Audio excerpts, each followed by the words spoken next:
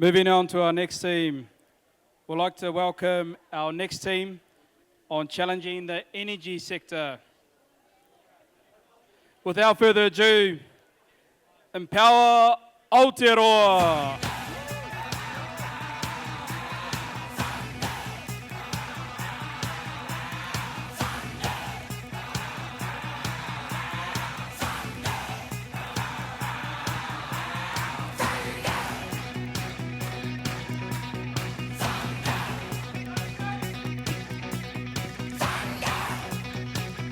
Tēnā koutou, tēnā koutou, tēnā tātou, katoa. In September, the all-of-government natural gas contract was set to expire. Only through costly intervention was it extended to September 2025.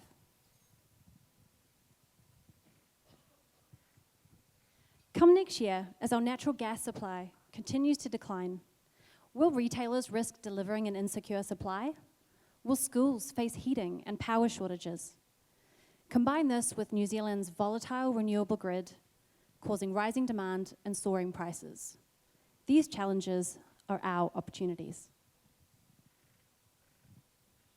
How can we accelerate the decarbonisation of our schools and electrification of our schools for a secure, affordable, and sustainable energy supply?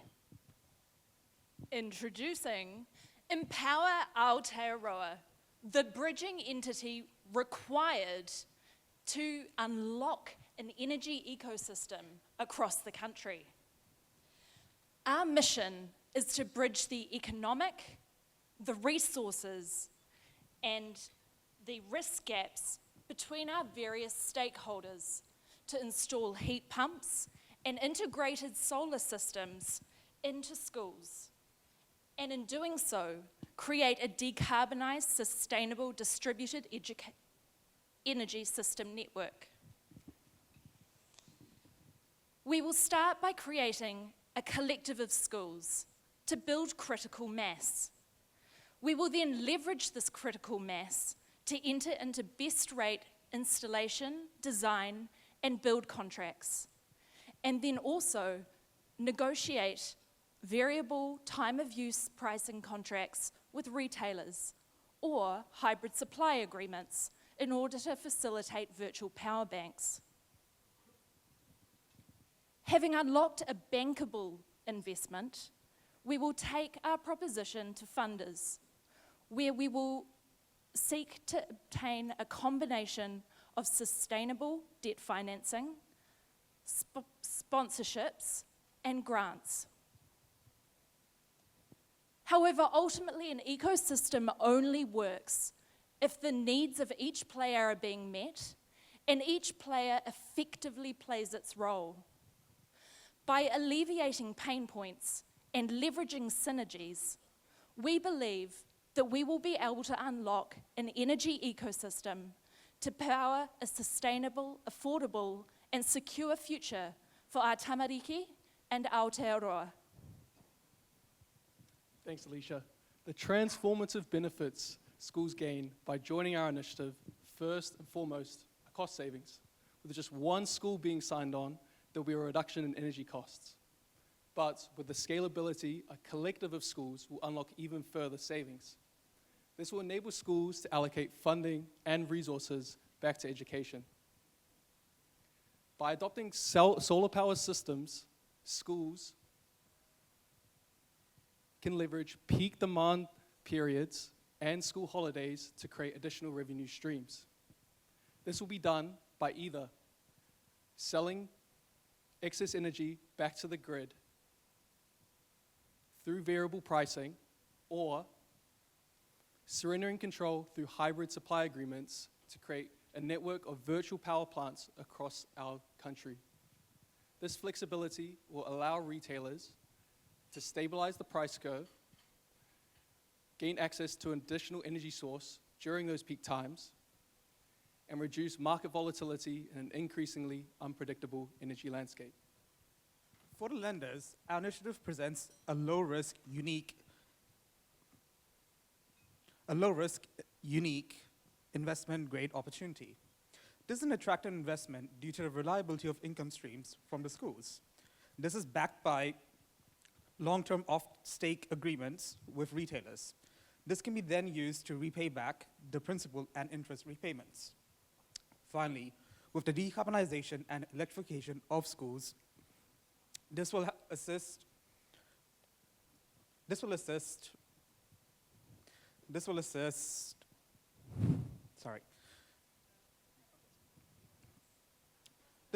government entities and funders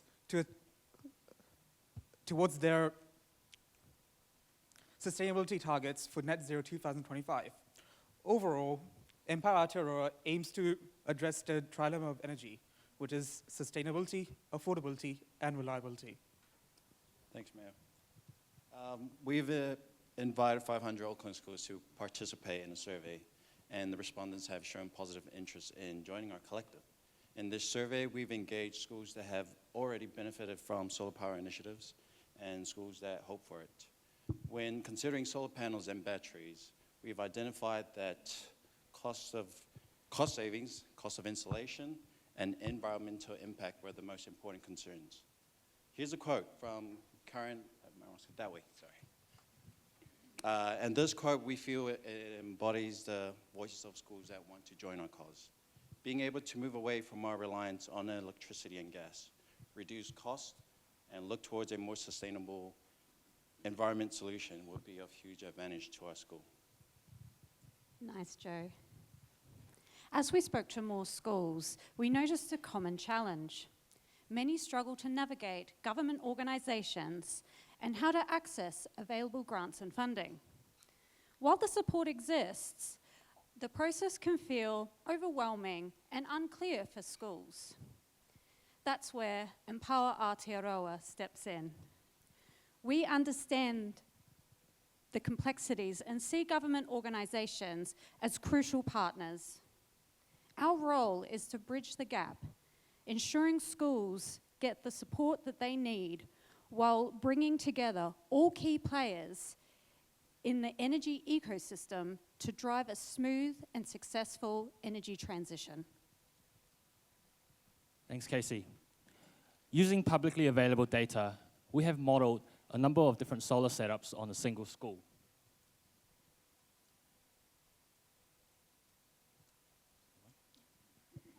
Here's a graph showing cost savings over a 30-year period of a mix of batteries and solar and battery systems.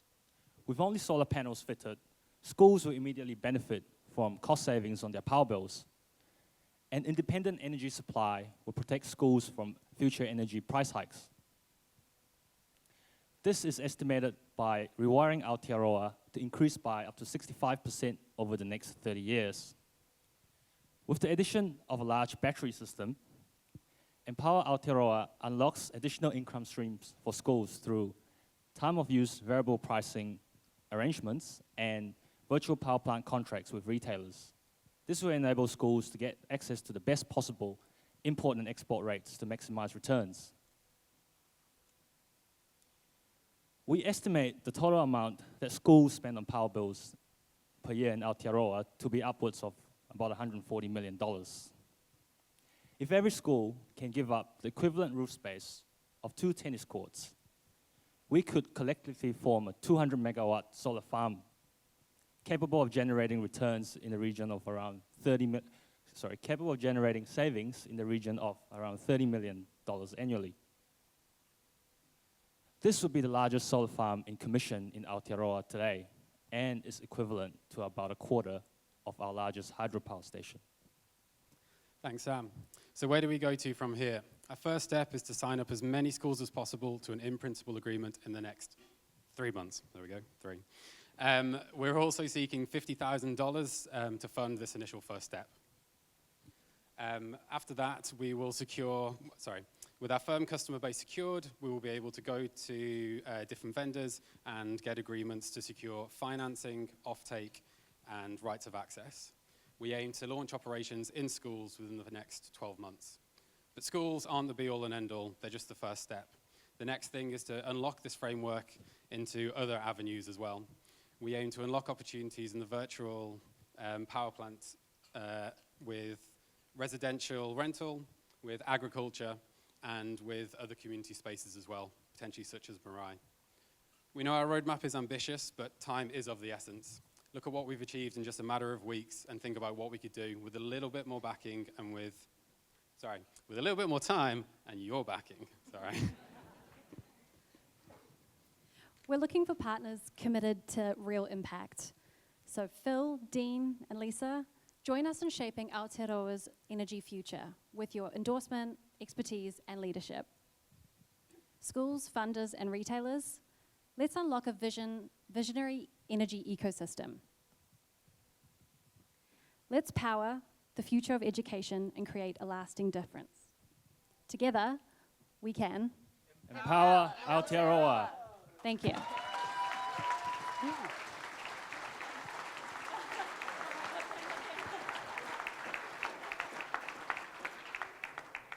Partai, any questions? Nope. Good. All right. Hey, well done, well done. Love the t-shirts too, just got to say. Yeah, I know. Hey, look, as with all of the teams, lots of energy and passion around the initiative, so thank you for that. It's a really important thing that we need to achieve for our people in our country. One of the things I want to call out is I really like the focus around schools. If we're going to change the system, focus is important, and you brought that through this, so that was great. My question is probably a little bit more challenging than that, though. I'm really interested in, it's one thing to create a process or an app, and I wrote down here you need 50,000 for that. I'm interested, though, where the capital comes from to actually build the solar farms at the schools, when I think those that work at the Ministry of Education know they're already tapped out when it comes to capital investment. So to make this come alive, we need to understand how we're going to provide that initial capital investment. And I wondered if you had thoughts about how we might do that so we can make this work. Yeah, I'm happy to take that.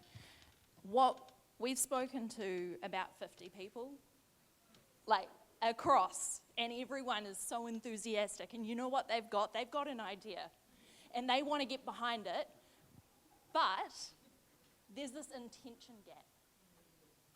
And what we've got is we've got banks with corporate sustainability finance that they've got waiting to get out the door. What they don't have is the right ecosystem to build that into.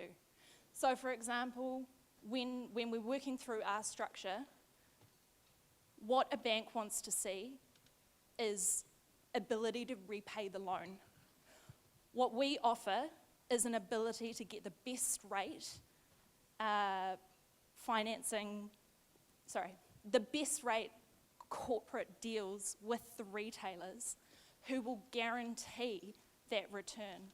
So the bank isn't just lending money hoping it's going to come back. They're not relying on a guarantee from Ministry of Education. They're saying, you've gone out there, you've got your costings done, you've got an offtake to back it, and I can see that this money's going to come back to me. And I'm investing in a greater New Zealand future. If I could just add to that, we're actually seeing that schools are actually undertaking some of this themselves, and they are already doing community fundraising, sponsorships. They're leveraging money wherever they can. Some schools have slightly more than others. The issue is that some of them are entering into deals that we don't think are in their necessarily best interest. They're sometimes caught between a slight rock and a hard place, and someone's coming saying, hey, please can I lease your roof space? I'll give you a good deal. That sounds fantastic. But then actually in the long run, they're losing out on the collective if they just banded together and actually weren't coming at it from a position of needing to move quickly towards something, and actually had a tiny bit more bandwidth and a bit more space to actually sit back, let us take care of that for them and get them the best deal that they could possibly do, along with their other school colleagues as well. And in terms of kind of CapEx versus OpEx, obviously we're going to bring that OpEx curve down.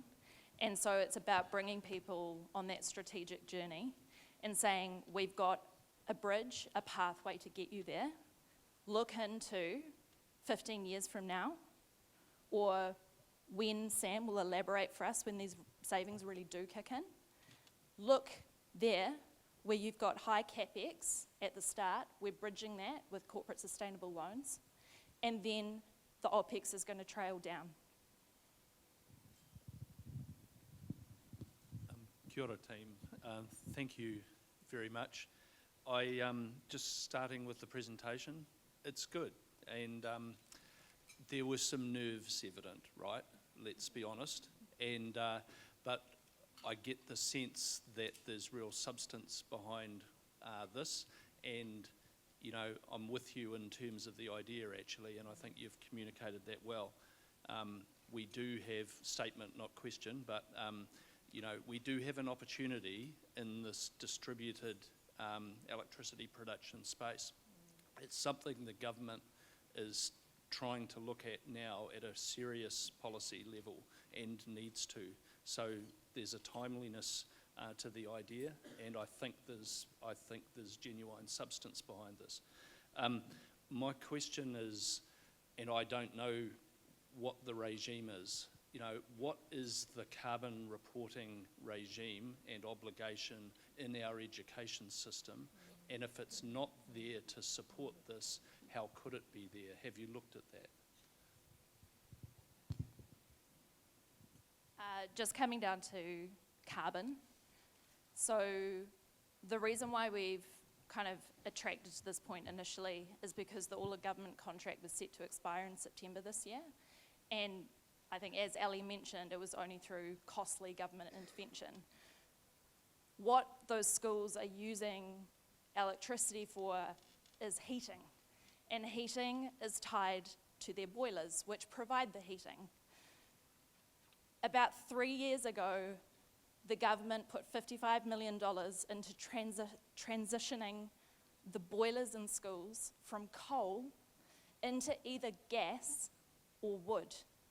We're now in a gas transition. So when you're saying, where are we, you know, the carbon, we're moving from fossil fuels, which are declining and ultimately releasing carbon, into a totally clean proton kind of environment. You know, it's removing that need for carbon emissions. Does that answer your question? I'm not sure it entirely does. Yes, no, I follow you. My point is not about the wisdom of moving to a reduced carbon environment. It's how do you use the instrument of reporting to document the social responsibility and climate objectives that we should expect of an education system in a country that's committed to Kyoto protocols and such like.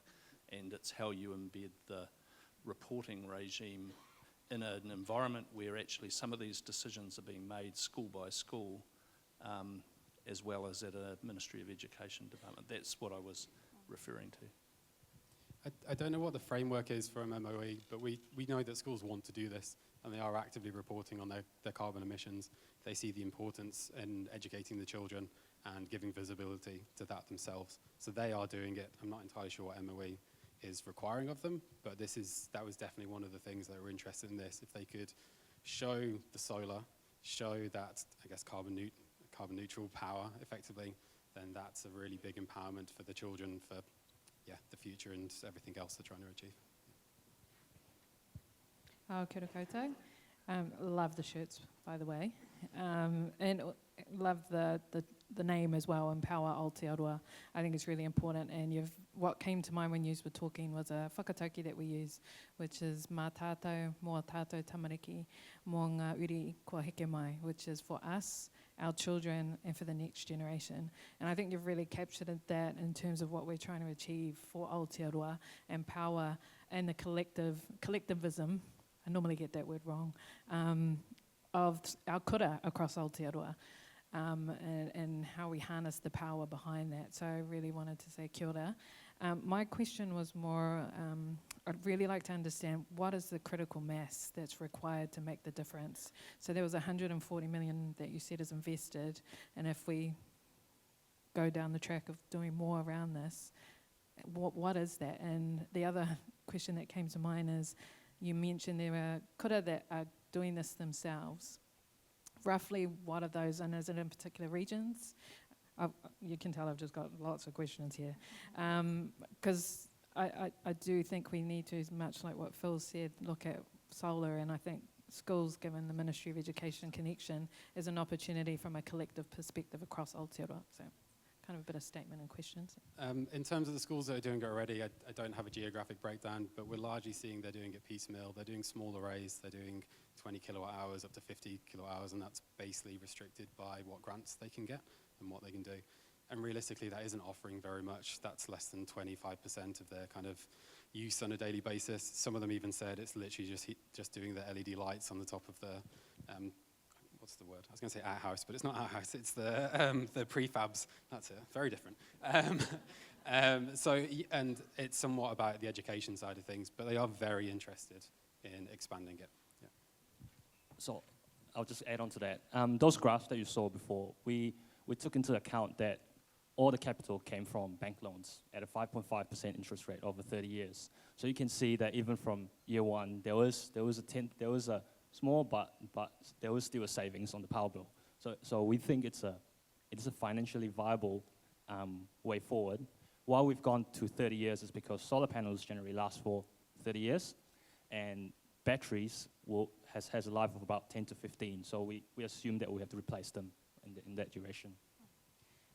And in terms of kind of where we've seen this really work well, we were really lucky to speak to the people at Genesis who run SolarGen, and they've done some amazing work up in Waikato Moana. And so what they've done is they've made essentially a self-sustaining energy system up there for the kura. And what they've done is not just, because obviously they're quite isolated, and so getting electricity out there is one thing, but getting it to stay on in the event that there's a natural disaster is a really big thing as well. So what they've done is integrated a battery into that. And so, we heard this wonderful story of when they went to the school in the first instance, and the kind of lights flickered and it kind of went out, and then they installed the battery.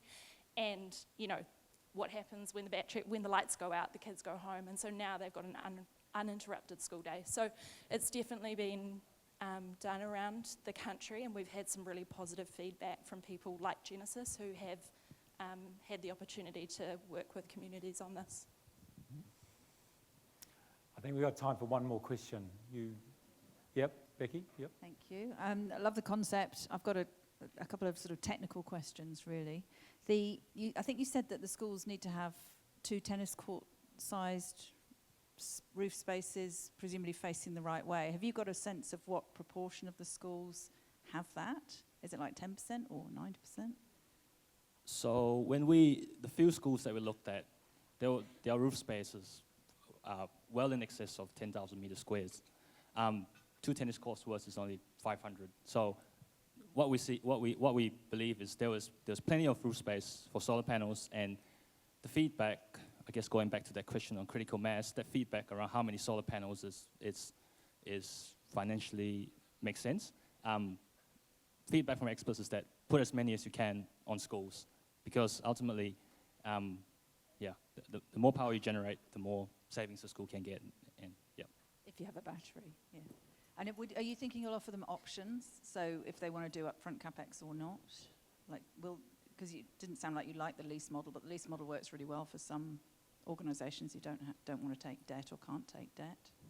Yeah, as I said, I think a lot of schools want this, but at the moment that kind of zero upfront organisations, they're offering it their only real avenue towards it, and we think there are other options available to them.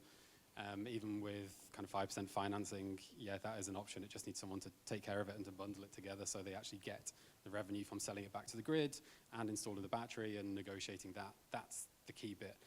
Realistically, it's financially viable for them now. Solar is pretty much financially viable for pretty much everyone here. If you look, you will find that it will save you. So it's not a question of the viability of solar. It's just how do we unlock getting them enough solar that it actually makes a real difference and actually, has these proper virtual power plants across the country that the grid needs and that we all need to benefit from. Can I ask the room, this sounds like to me like a no-brainer. Who thinks this is a no-brainer? Who thinks it's a no-brainer? I don't think I've had this conversation with the team, but 10 years ago, I was structuring deals in the UK with social housing and schools to get this kind of up and running. Banks, energy companies were funding that and getting the returns and making it kind of work. New Zealand drives me nuts when we don't do scalability of kind of delivery in this kind of way. If you are interested in this, please come and have a chat with the team. If you don't want to talk to them because they're too scary, come and bloody talk with me, and we'll try and find a way through this, because this sounds like a no-brainer. And I want to leave it on that, because well done, team. Huge round of applause for Empower Aotearoa. Well done. Nice work. Cheers, guys.